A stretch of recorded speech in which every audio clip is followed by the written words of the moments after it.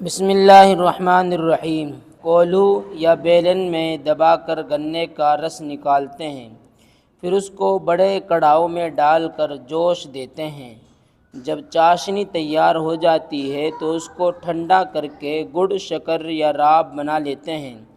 راب کی چاشنی نرم رکھتے ہیں اور اس کو ہنڈوں اور مٹکوں میں بھر لیتے ہیں۔ گڑ کی چاشنی راب کی بنسبت سخت ہوتی ہے اور شکر کی اس سے بھی زیادہ کڑی۔